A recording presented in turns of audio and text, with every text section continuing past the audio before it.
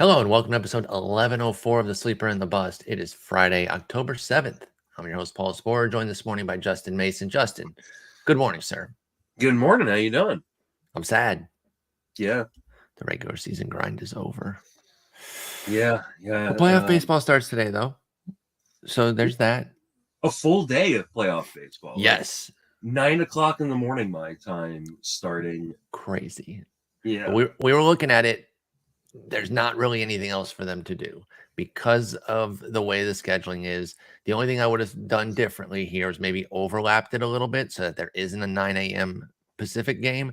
But because there are no West Coast teams hosting, it's hard to get that like 9 Central, 7 Pacific start time tonight. Because what are you going to do? Put Toronto or the Mets? You mentioned the Cardinals. That would have been the only one I could see maybe. And you do 8 Central. That's 9 Eastern. That's still 6 Pacific. It's tough. To me, I like on the weekend, they are overlapping the 2 later games to start. Like, why? Like, I get. I mean, I understand why, but like starting at 9 o'clock in the morning on the West Coast to me just seems silly. Like, and I'm tomorrow in meetings, too. Tomorrow it's 9 o'clock all day today until 10:30, and like now I'm gonna miss at least the first half of the first game, and that's just a huge bummer for me. That's about the only one I get to watch. I am going to a concert festival today. No crying for me. I'm very excited. Can't wait to be going, listen to music in the park all day. But basically, Ray's Guardians will be all that I can guaranteed get. The rest, I'll see how spotty the connection is. I might have one little AirPod in with radio feeds if I can get it. There are certainly pockets in the park where the cell service works. But today we're going to talk starting pitchers, and we're going to talk September standouts, picking up from where we were last time. I looked at second half fall offs. All of them, and not all of them, a lot of them just didn't really seem to have a lot of analysis to go with it. Like Shane McClanahan, he got hurt. What are we going to like? And a lot of them were like, oh, they got hurt or simple regression, blah, blah, blah. So instead of doing that, which would have been the follow up to these fall off hitters, I figure we'll go back a week plus, because when we were going to do last Friday, we were going to talk about September surgers here. So I want to get into a group of guys. This is an interesting range, right? There's guys at the high end that have been hyped, and then there's some off the radar guys. But let's talk about somebody who had a great year, not just a great September, but I don't know if he got enough run. Let's start with Cristian Javier in Houston. This man could be in the bullpen during the playoffs. Now, I don't think he will. I think he's going to stick in the rotation this year because he was so dominant. 2.54 ERA, 0.95 whip on the season, 25 starts, 5 relief appearances. He was brilliant. And in September specifically, how's a 0.32 ERA and a 0.64 whip suit you for 28 innings and 3 wins too, which is so important. Wins were so challenging down the stretch. I'm looking at a guy that we're going to talk about who had 3 wins on my bench because I was scared to start him against difficult opponents. But Cristian Javier, elite all year, off the charts, brilliant in September. What's the deal with Cristian Javier? Does he get a guaranteed role next year? Is he somebody that you're interested in? What did you think of Cristian Javier's season? And that's the big question: is what is his role next year? Like, he should be a starter, but he seems to be kind of the odd man out of the rotation when they move to a 5-man. And I don't know that anything changes next year for that. Are you sure? Are you sure Urquidy? I mean, I love Urquidy, right? You've never been a huge Urk guy. I'm not, but I've been beating the Urk drum for years. He wasn't bad this year, 394, 117. Yeah. Luis Garcia, 372, 113, also not bad. You sure it's not one of them next year, push come to shove, if they have these same 6? I hate to say it, that if it is going to be one of those guys losing their rotation spot, that it's probably Luis Garcia, just because I don't think Urquidy plays as well out of the bullpen as a guy like Garcia does. Yeah. So you could be right. Like, it could be Javier, but like, he's been just so great in that, short stint, coming out of the bullpen. Why mess with it? He's good out of it. It benefits the team, more. I think they'll also continue with a 6-man at times too, though, because Verlander's older, McCullers is brittle. I mean, this is the type of thing that can be fixed by just guys getting hurt, Yeah, I mean, one injury, of course, puts them back down to 5. Most teams suffer more than one injury, so that's true. But say you are, let's say, for example, like a moron, a complete and utter dipshit, and you As signed I up am. for a draft, like let's just say you're that person, and you signed up for a draft, and you're checking to see if your pick is up yet, and you're 3 picks away, theoretically, if you're 3 picks away. Do you right now, if you were in a draft that was taking place, do you take Javier as though he's a starter? I do, but I also don't project like a crap ton of innings for him. So like, okay, so he had a buck. He had a buck 49 this year. We'll round up 148 and 2/3. We'll call it 149. I think that's what you keep it at. You 150. Like I don't want to project anything more than that for him. If I get anything on top of that, it's gravy. But for Javier, I think there's just so much potential for him to kind of bounce again through, being a rotation piece and being a bullpen piece that I love the skills, and I'm going to draft him. Like, he's not going to be like super low on my ranks or anything like that. But I think we also want to temper the expectations because this is just such a loaded rotation. He was a 20th, 21st rounder last year because he was not expected to start. Cristian Javier. What is he this year? Like a 12th round starter or 12th round pick, 10th round pick? Where are you at with him? And 15 teams. So we're talking like 150 or later range if it's 10th round plus. Yeah, 150 and 175. I think that's probably about right. I think round 150, probably in that 10th round range. Tariq Skubal, Patrick Sandoval were the 2 pitchers right around the 150 range this year, 152 and 156 respectively. You see Cristian Javier, similar to how we viewed those guys back in the spring, Skubal and Sandoval? Honestly, I think we should be viewing him higher. I think so. So maybe let me jump up. Now, this guy's going to jump up his teammate Fromber, but Fromber was pick 133 last year. Obviously, he's going to be way up. But try to put yourself back in the spring mindset. Do we view Javier the way we viewed Fromber coming into this year? Although I know you specifically view Fromber much higher. Yeah. Pablo Lopez was in that same area. Sonny Gray, Tyler Mahle. Is that where you're seeing Javier in the 120s, 130s? Maybe not quite that high. Okay. I think those guys are a little bit more established. They had injury kind of checks. I'd say probably we're looking at like the 140s. Somewhere in between that. We didn't have any 140 SPs this year from an average ADP or from an ADP standpoint. The closest was Kopech at 137 and Jacob deGrom at 140. Of course, his was injury, so it's hard to do a one-to-one comparison there. But it sounds like you're certainly interested in Javier. You're going to draft him as a starter, but you are capping your innings expectation around the 150 mark because he could still have a month here or a month there in the bullpen because they might have all 6 guys going. I think that's fair. And I'm going to change the order here a moment since we have another Astro on here, and he's not part of the 6. And I really am curious how you feel about Hunter Brown, because I got to be honest, I'm obsessed. Is it because he's a Verlander clone? Of course it is. Of course, that's what's got my obsession. But he has a .89 ERA and a 108 WHIP in 20 1/3 innings in September with 2 wins, 28% K rate, and he is a spitting image of Verlander. He's getting to pitch with his hero. He looks just like him in terms of the delivery and everything. And his early results were Verlanderian indeed. But he's the 7th man right now. Of course, we didn't bring up anything about like they could trade, they could maneuver things too. But as it stands right now, he'd be number 7. What do you think of a Hunter Brown, the rookie righty for the Astros?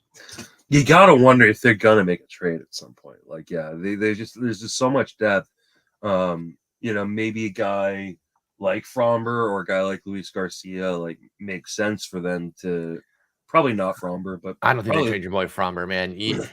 By the way, you've been so keen on him all the way through. I still think he's underrated. 201 innings led the American League. Yeah, absolutely. 282 ERA, 116 WHIP. Yes, his K rate is a little bit lower, but 194 Ks from the volume standpoint, you are not missing a beat with Fromber. He has become. He's basically American League Sandy. Yeah, he is. That's kind of how I view him. He absolutely is. Like, he's one of those guys where you want to pair him with a high strikeout. Sure, get your guy that has double-digit or 30% K rate. But other than that, he's golden. Fromber's a god. So, absolutely. So I could see maybe like a Luis Garcia trade, maybe Javier himself. I don't think they'll trade Hunter Brown. Maybe Urquidy's dealt. But they do have 7 right now on the roster as is. Is Hunter Brown someone you would draft and say, draft and hold 50 rounders, which, by the way, I was alluding to. I did start a draft. I'm in a draft. Oh, without me, I feel betrayed. Like follow my Twitter, good sir. I could have nudged you. I didn't think you wanted to do one as quickly, so I didn't direct message you, but I did tweet it out. I just said oops, and I showed that I was in the draft. Is this through NFBC? Yeah, I didn't even know they had drafts available yet. So that's what happened. I was at an appointment yesterday, and I was in the waiting room a little bit, and idle hands. I'm scrolling through, and I was like, oh, these are open. Let me go ahead and sign up for one, and I did. So I'm in one, and it has started. The first pick just happened, and it was Julio Rodriguez.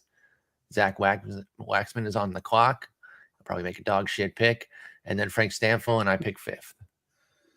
Oh man, this is bad news for my bank account. This is absolutely bad news. See, and that's why I didn't want to be a negative influence on you, because I have to see Danielle in about a month. I didn't even get my ass kicked. So I felt like if you saw it on Twitter and you happened to join, that's not on me. But if I texted you or G-chatted you, there's a paper trail, and then I'm on the hook. And I can't have that. I can't have that. So if you understand why I couldn't directly tell you, I had to just put the breadcrumb out there on Twitter. I'm closing out the tab. I opened the tab while you were talking. I closed out the tab. I'm going to give myself. Wait. I told Danielle, like, hey, I'm going to take the next few days off. I've recorded 2 podcasts in these 2 days already. I recorded an episode of TGFBI with Michael Richards, who won the TGFBI overall. Congrats. And then recording with you, like. I have not taken any time off. See, so I this is like the perfect timing, right? Because I can give myself and say, hey, you got me for the weekend, and we're going to be in the park all weekend. So it's all good there. I can get my brownie points for disconnecting from baseball for at least a weekend here, but I am in a draft. So I'm excited. We'll see how it goes. Anyway, Hunter Brown, 50-round draft and hold. I didn't get your answer there. I was too busy talking about myself. Yeah. Would you be taking him in those drafts? Yes, you also want to just make sure. I mean, the way you win a draft and hold is by loading up as many innings and at bats as possible. So, like, you just want to make sure that he is not one of the guys you're really counting on necessarily. Yes. Hunter Brown needs to be like extra in case, because he might not start. He literally might not start for half the season.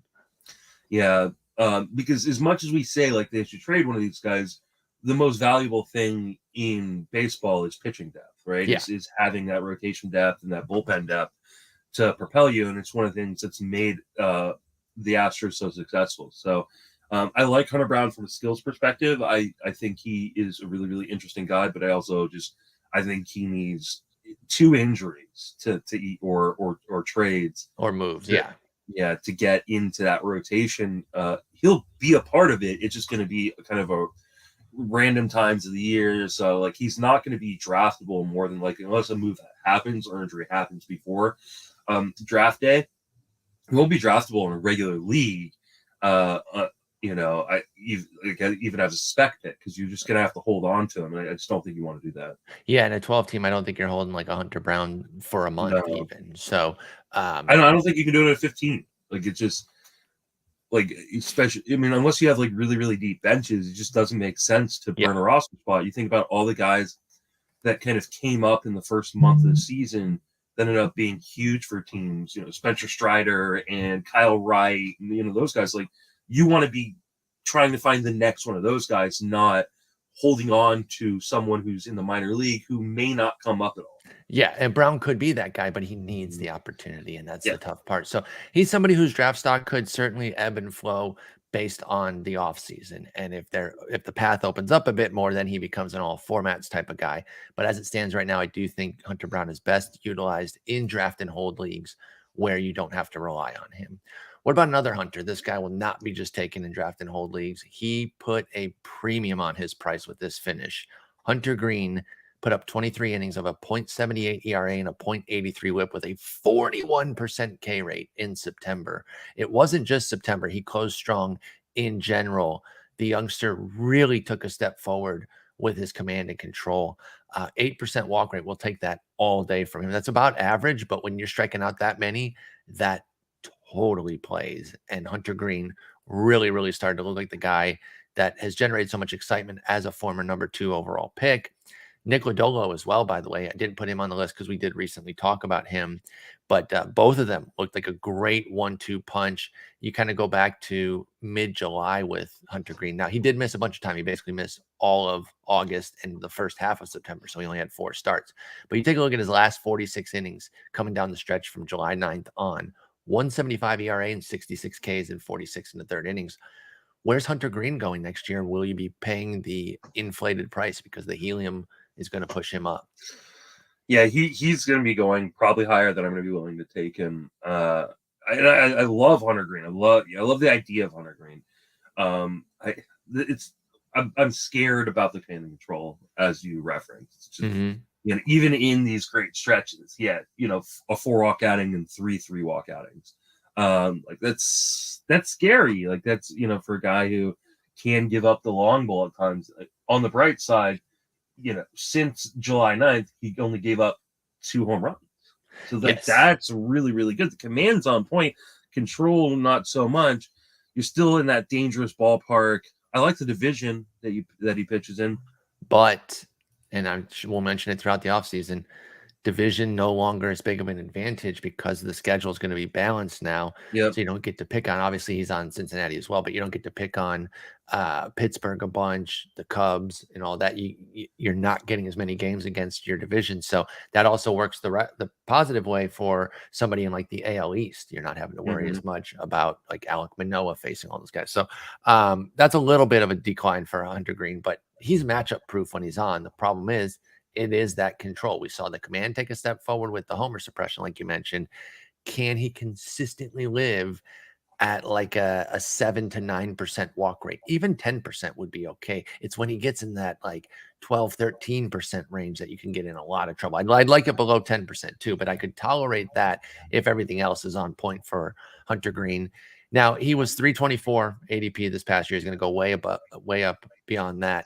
You mentioned that you might be priced out. What are you thinking for him then? Like a pick 120, top 100? Like where are we at with Hunter Greene?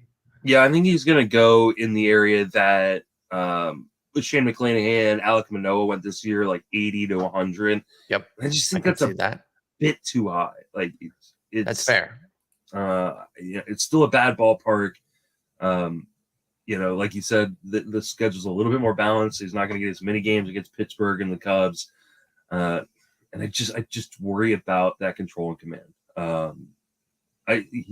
He could definitely be this year's Shane McClanahan or next year's Shane McClanahan. A guy who, some people are really hyped on, other people are a little wary of, that just breaks the hell out and is an SP1 for you. I totally see that. He could also be, a guy who, how Jesus Luzardo has treated us until this year, right? It would just been the guy that everybody throws a hot top 100, top 120 pick at, only to have him just destroy all your hopes and dreams. So I think there's some risk, and I think with my SP 2 or 3, I want a guy that I feel a little bit more comfortable with than Hunter Greene. Yeah, I could see excuse me, I could see like a pitching heavy build where I could somehow make Hunter Greene my 3 or 4. But as my 2, I think I want a little bit more stability as well. I think that's a good point. You could get this stability, probably not as your SP2, but stability was the name of the game this year for José Quintana. He had a 2-team season, starting with Pittsburgh, staying in division and going over to St. Louis. He's actually going to get the game 1 start too, which I don't know, that all their pitchers are kind of similar. So I'm not saying that it's an egregiously bad move. I think I'd still give the ball to Waino, just given his experience and everything. But also the fact that for me, I look at Philly and I'm like, they're pretty good against lefties. I understand Cardinals thinking, oh, Schwarber and Harper are their 2 most dangerous hitters, so we're going to go with a lefty. But we don't worried about the playoffs.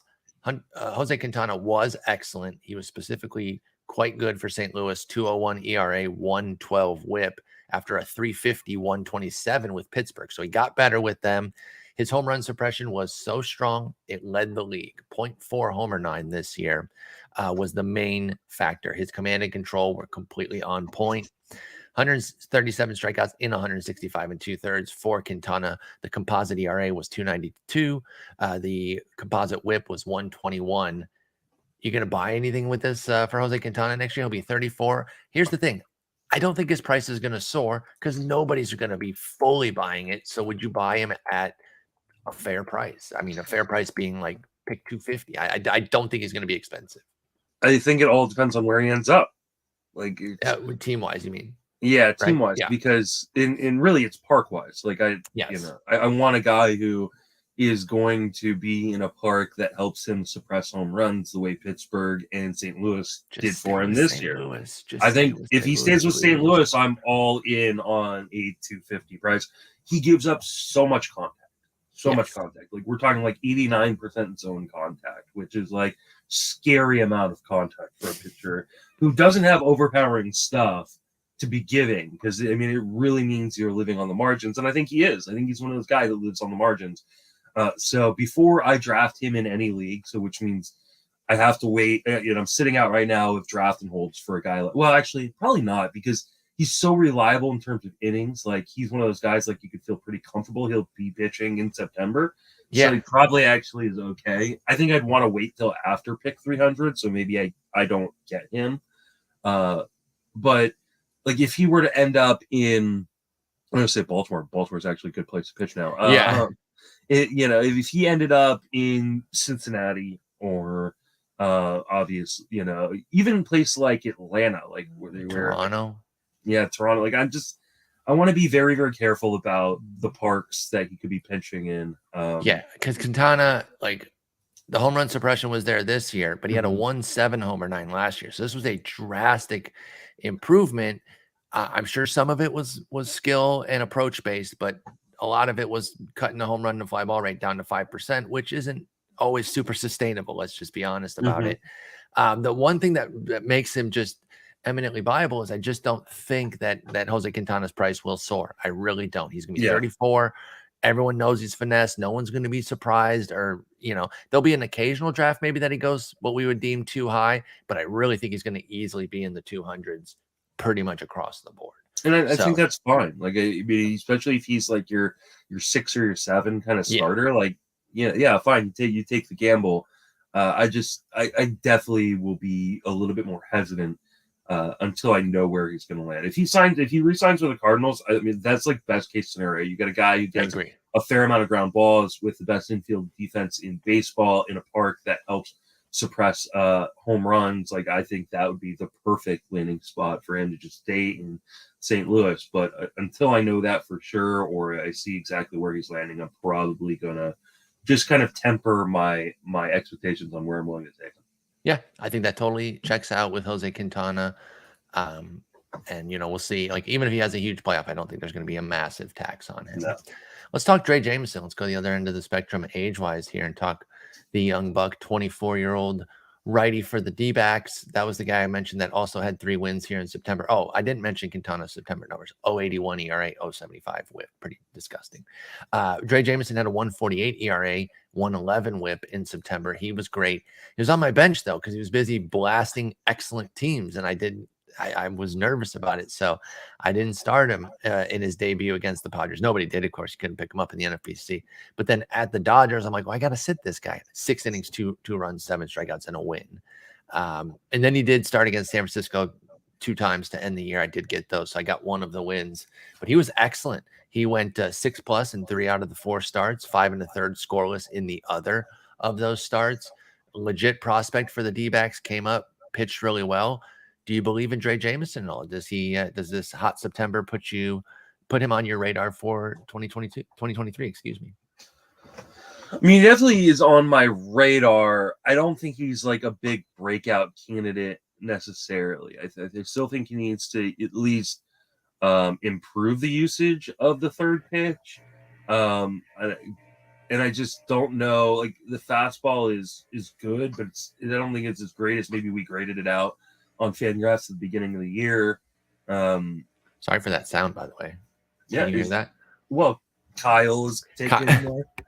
We fired him. I don't want him, even for free. I don't want him. Okay. I don't know why it's so loud. Anyway, it's just happening out in front yard somewhere. I don't know.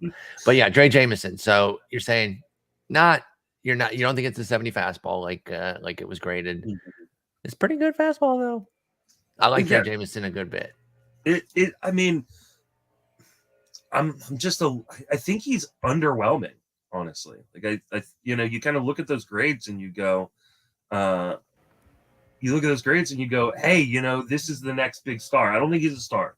I don't think that strikeout rate is coming up a ton. I think he's probably going to be somewhat of a version of what we saw with a little bit worse ratios. So this slander, unbelievable slander. He's definitely going to maintain a 95% left on base rate. Oh yeah, for sure. That's a guarantee. Yeah.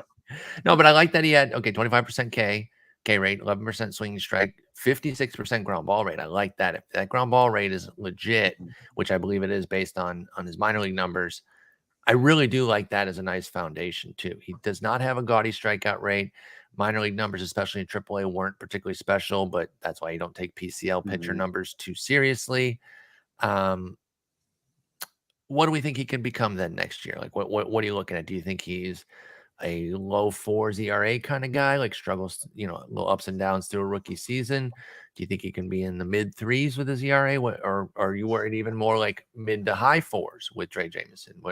What's your general projection? I'm not going to hold you to this or anything, but what are you generally thinking he can put up for next year? Yeah, I think he's probably like a high 3s to mid 4s kind of ERA projection, under strikeout an inning. It's nice that he pitches in Arizona. It's a good park to pitch in. It's a pretty decent infield defense behind him for all those ground balls. So, like, I don't think he's a guy who like becomes like unusable. But I just think he's kind of ho-hum, which is fine. Like, ho-hum's not, and I don't know that he's going to be very expensive. Again, he pitches in Arizona. People don't know who Dre Jameson is. Yeah, unless you're a prospect hound, you're not. Yeah. So I think he's not like one of these guys that's going to be, you're not going to spend a top 300 pick on the guy. So for what he is, I think he's fine. Like, I don't think he's a guy that you should necessarily be avoiding. I think he's a perfect guy in a draft and hold because he's going to get innings. I think he's going to pitch for the Diamondbacks. Like, what other options do they really have? So I think he's a late dart throw, which is fine. He's probably not going to be on a ton of my teams, but I'm going to take the gamble here and there. Yeah, I agree. I won't necessarily just draft him everywhere, but I do like Drey Jameson. He is going to be one of those prospect targets that I am going to like, especially in draft and holds, because I believe in him and I think he's a good pitcher, and I'm excited to see what he can do next year. And he is somebody who definitely benefits from the new balanced schedule because he doesn't get as much Dodgers, Padres, or potential trips to Colorado. So I do like that as well. So that's Drey Jameson of the Diamondbacks. Moving on here. Next up, another youngster, hook 'em horns, baby. Bryce Elder went to the University of Texas, now pitches for Atlanta. He won some leagues. I guarantee that shutout that he had, that was a savvy stream pick. He won some leagues for sure. He was picked up, drops a 6 strikeout shutout at Washington. Start after that wasn't great. 5 innings, 4 runs against Miami, but he was huge for that start. He was a big pickup that week. So people are very excited about that. But Bryce Elder, he was up and down throughout the year, pitched a little bit in August, a little bit in April, a little bit in August, a little bit in September. All told, it was a 3.17 ERA and a 1.24 WHIP in 54 innings. In September specifically, it was a 1.75 ERA, 0.94 WHIP for Bryce Elder. Opportunity is the main thing, right? So we know that. Assuming they find a role for him, because they got Fried, Wright, Morton, those are their top 3. Although we'll see if Morton's even. Did Morton get a 2-year deal? Yes, he got one more right? year left. That's right. So so those 3 are there. I think the spots are open after that, though. Like Ian Anderson, Spencer Strider, hello. But there is one spot I believe open for like Elder, Odorizzi, Ian Anderson, Soroka. Do you think Elder can get that spot and be somebody worth drafting, or is he 6th, 7th type guy, Hunter Brown style? I think he's kind of Hunter Brown style. I think 6, 7 type. Hunter Brown style in role only. He's not as good as Hunter Brown. Let me be clear on that. Yes, I'm not saying he's Hunter Brown skills. Honestly, I think he's, if we're looking at role, I think he's more Cristian Javier role, where a guy I think he's gonna be on the major league roster, but I think he's gonna bounce between the rotation and the bullpen depending on what the Braves need. Now Kyle Gibson is trying to get money from you from the front door for a cut we didn't ask for. That's actually Henry ringing his doorbell, ready to go outside. That's Go cute away, that he's got Kyle. his own. Yeah, he got a little doorbell, and Shar makes him do it. It's so funny. Like, she doesn't ring it. He's go ring the bell for us, Henry. But yeah, he has very, very underwhelming stuff. Like, he's pitched really, really well, and I think there's a place on this team for him. And so, therefore, I think there is a place, at least on your DC teams, because I think he's going to be pitching all year for the Braves. The question is what the role is. Can he replicate anywhere close to what he did this year with how underwhelming his stuff is? Elder is a really Elder takes after his name. He's like this crafty guy that should be like a 35-year-old vet that's somehow still in the majors. You know what's funny about that? Not. Go ahead. They kind of go hand in hand, not 100%, but to that end, the way he reminds you the way Bryce Elder pitches, in my mind, I always think he's a lefty too, because he just strikes me as a crafty lefty. Like, you're right, he does pitch like a 32-year-old just grinding it out. A guy who's just trying to stay in the majors. He's been around forever. He's a journeyman. He's Jake Odorizzi. He's but instead he's a rookie, and there probably is some upside, but I agree. When I watch him pitch, and then in my mind's eye, for some reason, I always, and he went to the University of Texas. I watched him pitch in college, and my brain will not put him on the right side where he pitches. He is a righty. I did this whole bit one time on a VSiN, Vegas Sports Information Network, a whole betting thing on him, using verse lefty numbers. I was so embarrassed, and I totally the host didn't correct me. I wish they would have. That would have been better than putting that out there and then being like, oh my god, I gave all these lefty numbers. Thankfully he beasted, so my reco was still decent, but I'm an idiot. But Bryce Elder is a righty. He's going to be 6th, 7th man. I don't think he's necessarily going to come in with a guaranteed role. But Atlanta pitchers, man, they know how to cultivate pitchers. They're another team that I kind of give a little extra credit to just immediately when I'm looking at one of their pitchers, and Bryce Elder's going to get some of that love. Again, I think perfectly capable of drafting in draft and holds right now. But if for some reason you are doing a 12 or 15 teamer that is just going to be a standard league, and you're drafting that in October, November, December, I would be careful of Elder in those formats. But mostly it's just draft and holds at this point, thankfully. If you are going to be a sicko like me and draft, at least just do draft and holds so you can kind of take whoever. But yeah, I'll be interested in taking Elder in the late 200s. I don't think he's going to be an expensive pick. Yeah, I think he's fine. I do think there is kind of this potential that he gets just absolutely blown up. I mean, he was like 60% fastball, and that's a bad fastball. Like, there's no way around it. Like, it's not a good fastball. So rare in today's game too to have that to throw that many fastballs. Everyone else is going the other way, it seems. Yeah. So I mean, for me, I'd actually like them to kind of switch up his pitch mix a little bit and let him kind of work backwards. But that being said, he needs that sinker though. I mean, the fastball is mostly sinkers, but that's how he gets that ground ball rate, sinker slider type.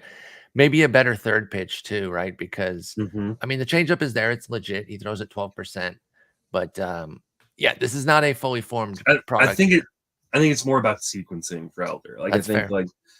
If he would just attack with the off-speed stuff first, as opposed to just laying down sinker. So people are just gonna sit on that because eventually he's gonna miss with it and they're gonna take the yards. So there is some risk to Elder, but this price is going to be nothing. Nobody believes in this guy. No, he's not going to be flashy or anything like that. So if you like Elder, you can take him. Risk is going to be built into the price. No worries. Next up, let's move to the Tigers. Former Brave, Joey Wentz, started to show some things here. I remember when we got him, reading up on him, he was a prospect, but he wasn't like a huge prospect. Wasn't expecting it to be like some great trade. But great September for him, 1.73 ERA, 1.00 whip on the button for Wentz. All told, 32 and 2/3 innings this year of a 3.03 ERA and a 1.10 whip. Somewhat similar to Elder in that, the strikeouts aren't great. Walk rate isn't great. He is actually left-handed, though. So I can put him as a lefty in my mind's eye, and that is correct. But Joey Wentz, he showed some things with the Tigers here down the stretch. Was it enough to interest you at all?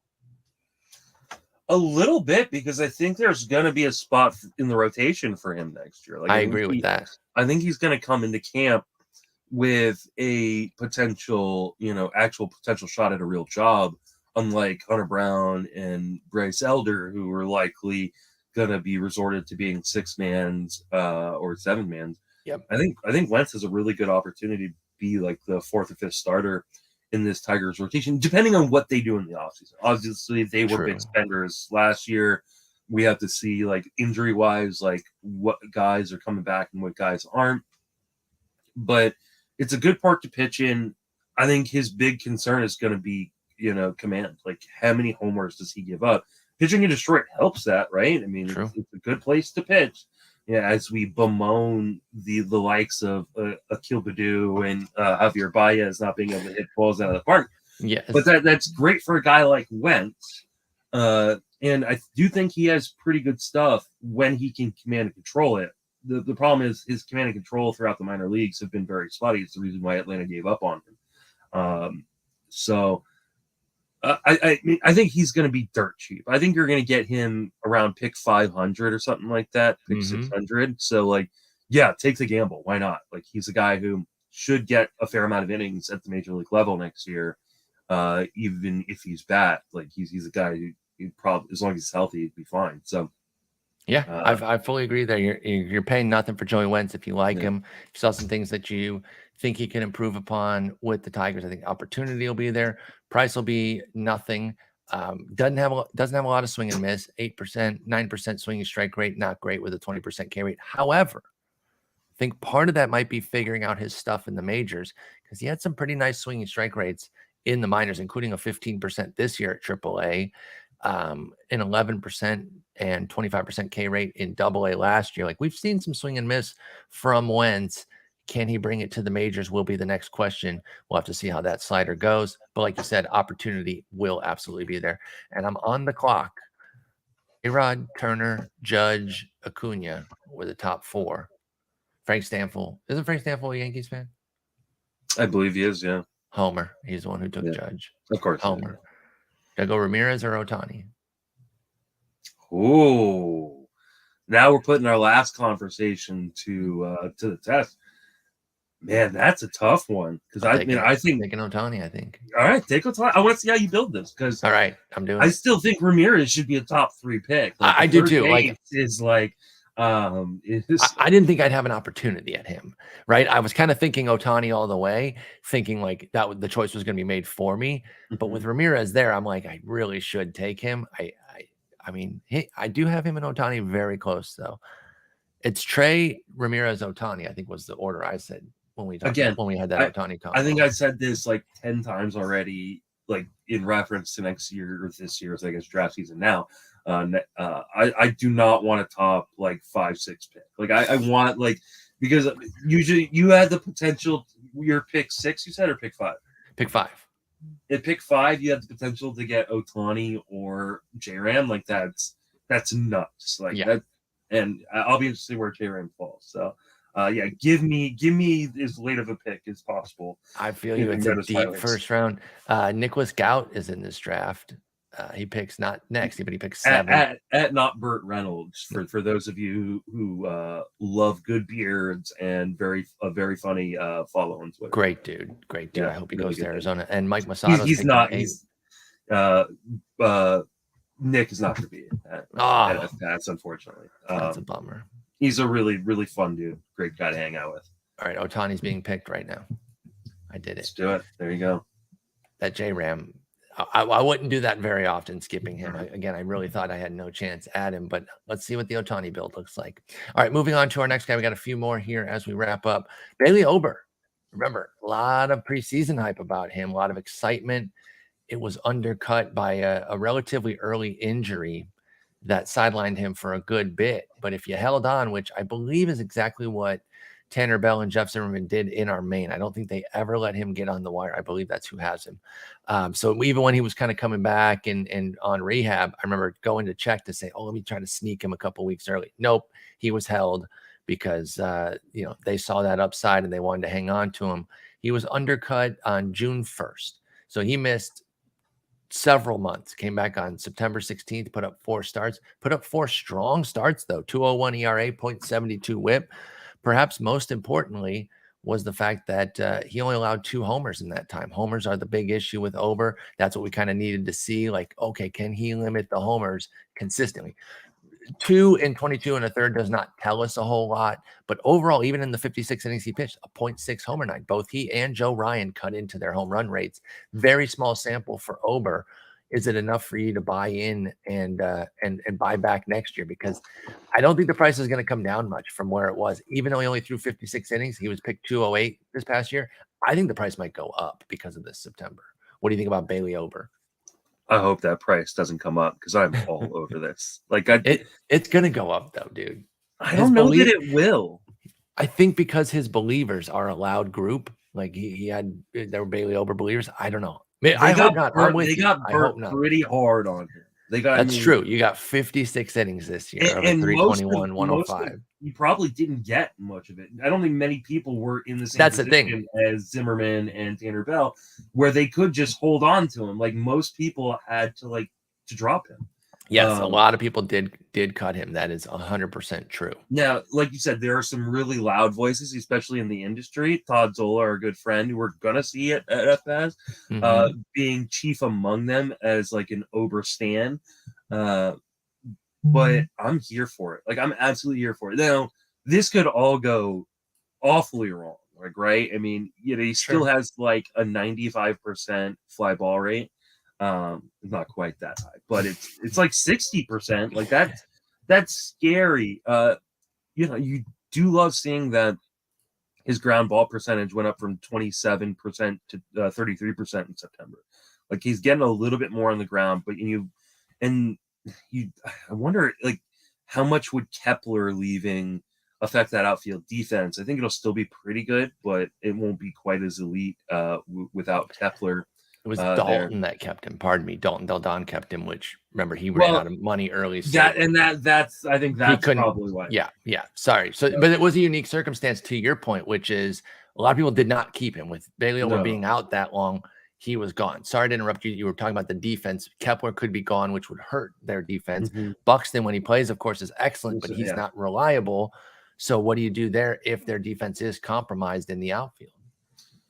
They seem like a team that's going to prioritize a little bit of that. I think so too. So I'm not super worried about it. I mean, they brought in a guy like Brent Rooker and other guys who can play decent defensive outfield. So I like Ober a lot. I was not in on the hype this year. I kind of wanted to. I needed more of a sample for him and Ryan to prove that they weren't going to just get murdered by home runs. They both were fine, so like I'm bought in now, and I don't think that Ober is going to be super expensive. Honestly, I think he's going to be outside the top 200. I think that's a fine price to pay for a guy like Bailey Ober. I think he's going to end up on a lot of my teams. Completely agree across the board. Don't need to reiterate all of it. I'm in on Bailey Ober. We'll see where the price lands. Let's talk about another young arm that did have some growth this year. It wasn't all sunshine and rainbows for Mitch Keller, but he had that big velo spike from going to an academy this offseason. I don't know if it was driveline, but it was a driveline type area. Picked up a ton of velo and held it. He was up essentially almost 2 miles an hour this year. By season's end, it was 1.6 mile per hour jump, which is huge on a fastball for an entire season, up to 95.7. He finally started to get results with it too, because he had the velo all year, but for a while, nothing was going with it. It was just like, hey, this is faster, so it's leaving the yard faster. But 2.06 ERA, 117 whip in 35 September innings for Keller helped him finish strong. He winds up with a 3.91 ERA, but a 140 whip, Justin. That 140 whip is terrifying. And still just a 9% swinging strike rate. Is there another step for Keller? He'll be 27 next year. Can he incorporate swing and miss? He added the velo. Is the next step finding a better slider or a better curveball to get the whiffs? I don't know where you're getting the velo reports, but by the end of the year, he was 94. I meant by the end of the year, his bottom line was 95.7. Okay. So if he was fading down the stretch, that's not very good. Yeah, by the start of, well, probably his last 2 or 3 starts. I see that it was down to 94 in his last 2. That's a big 1 mile plus dip, 1 to 1.5 miles. Like, that's when you really start to say, whoa, that's a dip. I mean, in August 30th, his start, he was 96. Like, and so by the time he gets to the end of September, he's 94-1, 94-3. That's a little bit concerning. The other part that's concerning is like this new version of Mitch Keller is very hittable. He's not trying to get strikeouts. He's trying to get out of innings quickly. He's trying to let his defense pick him up. That's not the pitcher we wanted from Mitch Keller. We don't want that 140 whip. That's brutal.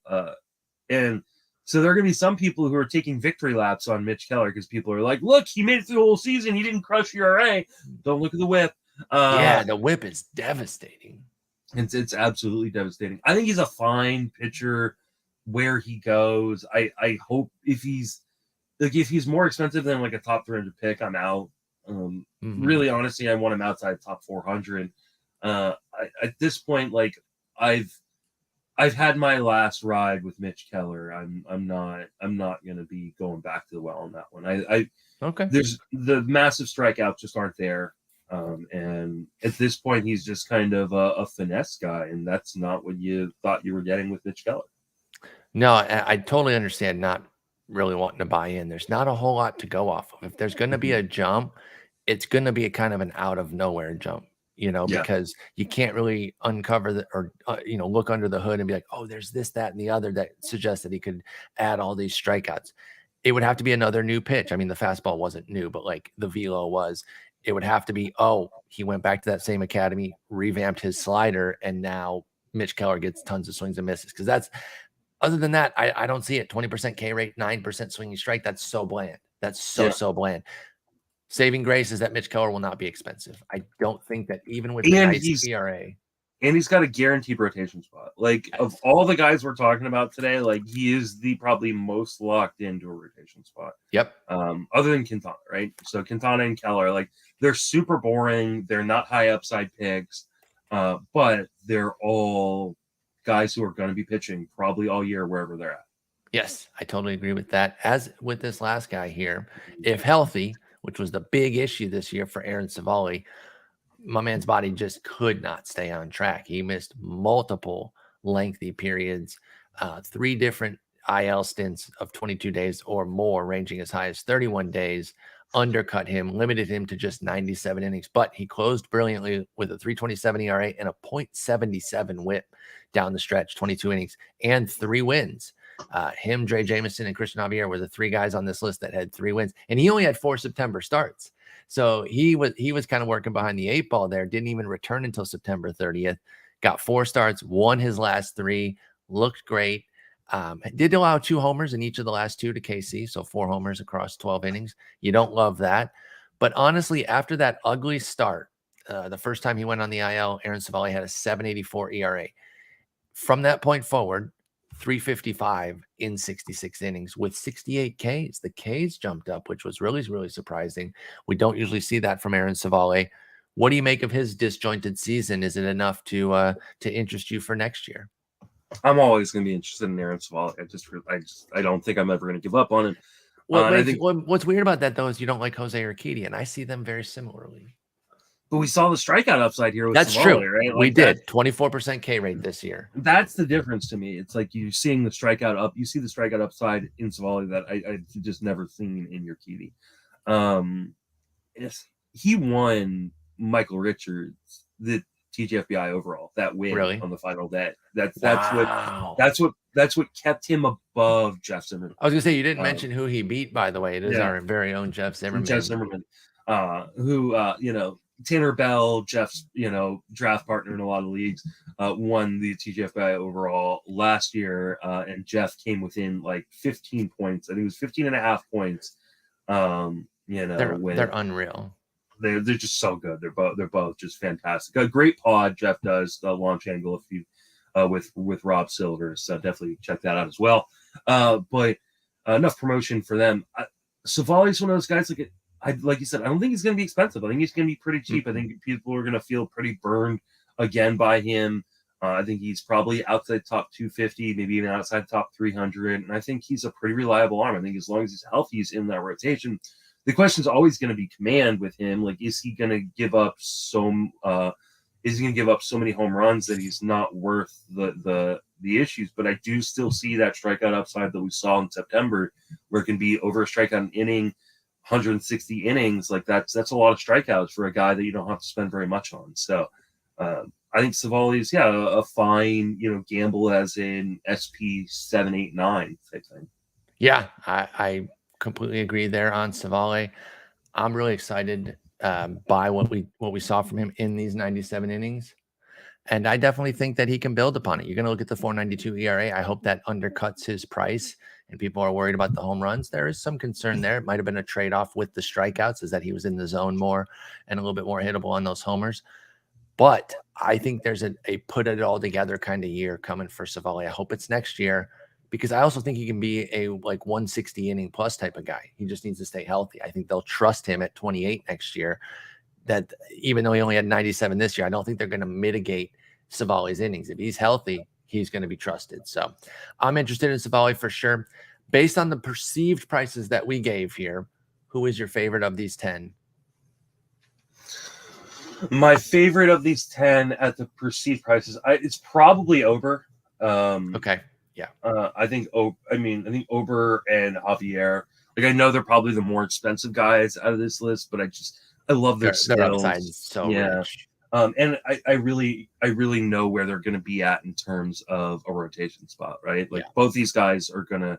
I mean, Javier may not be quote unquote in the rotation necessarily, but he's gonna throw 150 innings, and they're going to be really good innings. So, and I think they're gonna. I think Houston. We'll see what happens, right? If they obviously a team like that, their season is judged in October, not the regular season. Yeah. So, if they win the World Series or whatever, I think they could see a lot of shuffling. I think they're going to create a situation where Javier is guaranteed for the rotation. So I'm going to be kind of drafting him, hoping that that's the case. Take a little bit of a discount early on, and then once that rotation spot is secured, his price will go up. But we take advantage early. And I also like Dre Jameson. Got to give him some love because he's going to be super cheap, and I do think there is some upside there, along with Civale. So interesting group here. A lot of guys that I'm open to drafting, even somebody like a José Quintana, because I don't think he'll be expensive. And guys like José Quintana can be draft and hold gods, because he didn't cost anything this year. People probably just drafted him 48th round, like, sure, he's going to pitch in Pittsburgh, and look what they got. It doesn't always turn out like that. I'm not saying draft old guys in the 48th round and you're guaranteed to get huge seasons, but it does happen when you take guys who are going to have playing time. When you're doing a draft and hold, and this is what we're going to be talking a lot about for the next month or two, is draft and hold season, right? You want these guys that are cheap and get you a crap ton of innings, like right. Like these are like, they may not necessarily be good, but they seem boring. Yeah, you want these guys that in September they're because you can't pick people up. You can't pick the Spencer Striders off the waiver wire or the Kyle Wrights off the waiver wire to replenish when your guy gets hurt. So when you've got your 22 or 23 starting pitchers on your 50 round draft and hold, like, you want these guys that can that are going to be there in September and still be accruing stats. And finding this next year's Quintana is really, really valuable, actually. Yep, I completely agree with that. I want to look real quick because we got to get going, but I want to see where Quintana went in Draft Champions. I bet you went around 450, be my guess. You're about 115 picks too high. Yeah, so there you go, right? 38th rounder. Like, that's money to get a guy. I mean, that's a. It's weird to say that Quintana's a league winner, but I bet you a lot of people won leagues, drafting leagues with Quintana on them. Absolutely, because that was a legit usable starter at that point. George Kirby, by the way, was 582 in those leagues. Yeah, drafting old prospects and oldies at that end. Get a good mix of them. Get a couple prospects. Get a couple. Yeah. You don't want to load up too much, because you if you have early injuries and these prospects aren't up, and then you can also roster prospects that just suck. That just are bad. Yeah, I usually how much Nick Prado on my Nick Prado shares I had. That never really or even somebody that we liked that I know we'll talk about in the offseason, going back to Civale's team. What about a Cody Morris, who was a worthy prospect to take, but then he popped, he got hurt. Yeah. And like, So yes, and older guys, established guys can get hurt too. We're not saying that, but don't take too many prospects and draft and hold thinking I need to find the next Kirby, because like you said, you will end up with no players to play in a starting lineup very, very quickly. So Absolutely. all right, that's gonna wrap us up here for the weekend. Are you and Jason getting together on Sunday? I know Sundays are gonna be a lot more sporadic now that the season's over. And they've been sporadic for the last month. I will talk with Jason and see, because I definitely want to do some kind of wrap ups. Maybe I'll talk tout and labor with him. And then, so I'll check with Jason. Hopefully we can get together. Reminder that TGFBI signups are open. So if you want to play in TGFBI or a TGFBI satellite to try to win your way in TGFBI, if you're not eligible yet for TGFBI, go do that now. They'll be open till the end of January, but every year people are like, "Oh, I missed out," and there's not much I can do. Like, there's months now, so go sign up and don't do what Gray from Rasball did and do 1-800 boner pill as your phone number. So wait, you don't want us to do that. Don't do that. Okay. Yeah. Okay. Or Dave McDonald said, put his name as your mom. Yeah. So fair. Yeah, fair. All right. Well, we're not going to do those things, but we are going to get in TGFBI. Justin, I hope you have a great weekend. Enjoy the playoffs. We'll be back on Tuesday breaking down a little bit of play. We'll talk some playoff stuff, but then we will continue to do off-season review stuff. If there's anything in particular that y'all want to hear, you can always tweet us suggestions, but we'll have plenty of off-season content. I'll talk to you next week. Take it easy.